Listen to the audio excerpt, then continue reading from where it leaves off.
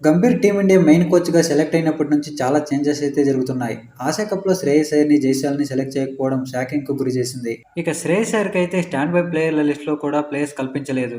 స్క్వాడ్‌లో ఉన్న ఆటగాళ్ల కంటే కూడా మంచి ట్రాక్ రికార్డ్ ఉంది శ్రేయస్ అయ్యర్‌కి. అంతర్జాతీయ టీ20లో 51 మ్యాచ్‌లు ఆడి 31 యావరేజ్‌తో 1104 రన్స్ చేశాడు. అండ్ స్ట్రైక్ రేట్ చూసుకుంటే 136.12గా ఉంది. ఇక లాస్ట్ ఇయర్ అన్ని ఫార్మాట్లలోనూ అతని పెర్ఫార్మెన్స్ ఎక్సలెంట్‌గా ఉంది. రంజీల్లో 69 యావరేజ్‌తో 480 పరుగులు, అండ్ ముస్తక్ అలీ టోర్నీలో 50 యావరేజ్‌తో 345 పరుగులు, అండ్ విజయ్ హజారే టోర్నీలో 325 పరుగులు చేశాడు. అంతేకాకుండా ఛాంపియన్స్ ట్రోఫీ గెలవడంలో కూడా ఇంపార్టెంట్ కీ రోల్‌ని పోషించాడు. ఈ ఛాంపియన్స్ ట్రోఫీలో 243 పరుగులతో టాప్ స్కోరర్‌గా కూడా నిలిచాడు. ఇక ఐపీఎల్‌లో అయితే బ్యాటర్‌గాను, కెప్టెన్‌గాను అదరగొట్టాడు. 17 మ్యాచ్ల్లో 50 యావరేజ్‌తో 604 పరుగులు చేసి పంజాబ్‌ని ఫైనల్‌కి తీసుకెళ్లాడు. ఇంత మంచి రికార్డు ఉన్న శ్రేయస్ అయ్యర్‌కి ఆసియా కప్‌లో చోటు లేకపోవడం బాధాకరం. ఇకపోతే సంవత్సరం తర్వాత టీ20లకు ఎంట్రీ ఇచ్చిన శుభ్మాన్ గిల్‌కి వైస్ కెప్టెన్సీ బాధ్యతలను అప్పగించింది. దీంతో 3 ఫార్మాట్లలోనూ అతన్ని కెప్టెన్సీ చేస్తారనే రూమర్స్ అయితే వస్తుంది. కానీ 3 ఫార్మాట్లలోనూ కెప్టెన్సీ చేయడం కొంచెం కష్టమే అని చెప్పొచ్చు. దీనివల్ల అతనిపై ఎక్కువ వర్క్‌లోడ్ పడే అవకాశం ఉంది. 3 ఫార్మాట్లలో కెప్టెన్సీ చేయడం వల్ల అతనిపై శారీరక, మానసిక ఆరోగ్యంపై ప్రభావం చూపవచ్చు. అంతేకాకుండా బిజీ క్రికెట్ షెడ్యూల్ కారణంగా ఒక కెప్టెన్ అన్ని ఫార్మాట్లలో తన ప్లాన్స్‌ని అప్లై చేయడం అంత ఈజీ కాదు. అయితే వన్డేలకు శ్రేయస్ అయ్యర్‌ని కెప్టెన్సీ చేసే అవకాశాలు ఉందని కొన్ని రిపోర్ట్స్ అయితే చెప్తున్నాయి.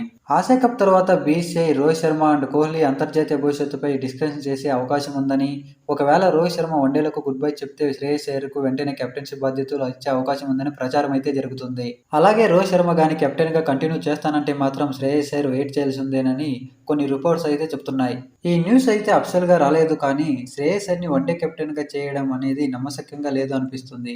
ఎందుకంటే ఆసియా కప్‌లో ప్లేయర్‌గానే సెలెక్ట్ చేయలేదు. ఇంకా వన్డే కెప్టెన్‌గా అంటే సందేహాలకు దారితీస్తుంది. ఒకవేళ ఇది నిజమైతే వన్డే కెప్టెన్‌గా శ్రేయస్ అయ్యర్ అర్హుడనే చెప్పాలి. ఛాంపియన్స్ ట్రోఫీలో అతని అద్భుతమైన ప్రదర్శన, అండ్ అతని కన్సిస్టెన్సీ బ్యాటింగ్ పెర్ఫార్మెన్స్, అండ్ అతని కెప్టెన్సీ స్కిల్ కెప్టెన్ అవ్వడానికి అర్హతలోనే చెప్పొచ్చు. ఇకపోతే ఆసియా కప్‌లో ఆడే టీమిండియా ప్రాబబ్లీ ప్లేయింగ్ 11 ఒకసారి చూద్దాం. ఓపెనర్స్‌గా శుభ్మాన్ గిల్ అండ్ అభిషేక్ శర్మ ఆడటం ఆల్మోస్ట్ కన్ఫర్మ్. ఎందుకంటే స్క్వాడ్ అనౌన్స్‌మెంట్‌లో ఓపెనింగ్ కాంబినేషన్ గురించి అగర్కర్ హింట్ కూడా ఇచ్చాడు. జైస్వాల్ అండ్ గిల్ లేకపోవడంతోనే సంజు శాంసన్ ఓపెనింగ్ చేశాడని అగర్కర్ చెప్పాడు.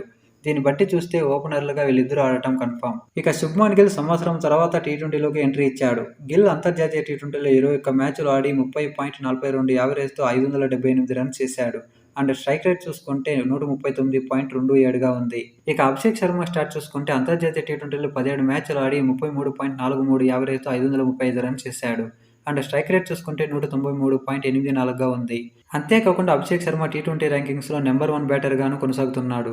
నెక్స్ట్ నెంబర్ 3లో తిలక్ వర్మ ఆడుతాడు. తిలక్ వర్మ వన్ డౌన్‌లో వచ్చి 2 సెంచరీలు కూడా చేశాడు. దీన్ని బట్టి చూస్తే వన్ డౌన్‌లో అతను ఎలా ఆడుతాడో మనకు అర్థమవుతుంది. ఇక అంతర్జాతీయ టీ20లో తిలక్ వర్మ స్టాట్స్ చూసుకున్నట్లయితే 25 మ్యాచ్లు ఆడి 49.93 యావరేజ్‌తో 749 రన్స్ చేశాడు. అండ్ స్ట్రైక్ రేట్ చూసుకుంటే 155.07గా ఉంది. నెక్స్ట్ నెంబర్ 4లో ఆబ్వియస్లీ స్కిప్పర్ సూర్యకుమార్ యాదవ్ ఆడుతాడు. యాక్చువల్‌గా కొన్నిసార్లు సూర్యకుమార్ యాదవ్ నెంబర్ 3లో కూడా ఆడతాడు. కానీ నెంబర్ 3లో కంటే నెంబర్ 4లోనే బాగా సెట్ అవుతాడు. ఇక అంతర్జాతీయ టీ20లో సూర్యకుమార్ యాదవ్ 83 మ్యాచ్లు ఆడి 38.20 యావరేజ్‌తో 2598 రన్స్ చేశాడు. అండ్ అతని స్ట్రైక్ రేట్ చూసుకుంటే 167.07గా ఉంది. నెక్స్ట్ నెంబర్ 5లో సంజు శాంసన్ ఆడతాడు.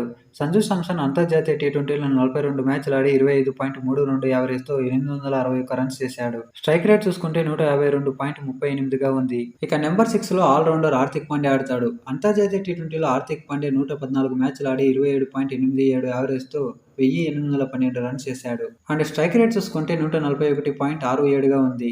అలాగే హార్దిక్ పాండ్యా బౌలింగ్ స్టాట్ చూసుకున్నట్లయితే 114 మ్యాచ్లు ఆడి 26.43 యావరేజ్‌తో 94 వికెట్లు తీసుకున్నాడు.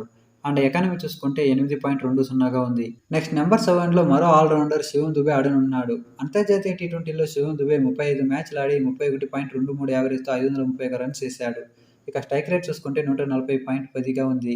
నెక్స్ట్ నెంబర్ 8లో 3 ఆల్రౌండర్ అక్షర్ పటేల్ ఆడనున్నాడు. అక్షర్ పటేల్ అంతర్జాతీయ టీ20లో 71 మ్యాచ్లు ఆడి 18.44 యావరేజ్‌తో 535 రన్స్ చేశాడు.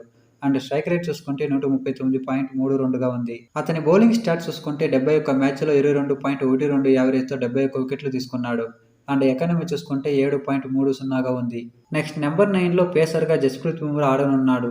అంతర్జాతీయ టీ20లో బుమ్రా 70 మ్యాచ్ల్లో 17.74 యావరేజ్‌తో 89 వికెట్లు తీసుకున్నాడు. ఎకానమీ చూసుకుంటే 6.27గా ఉంది.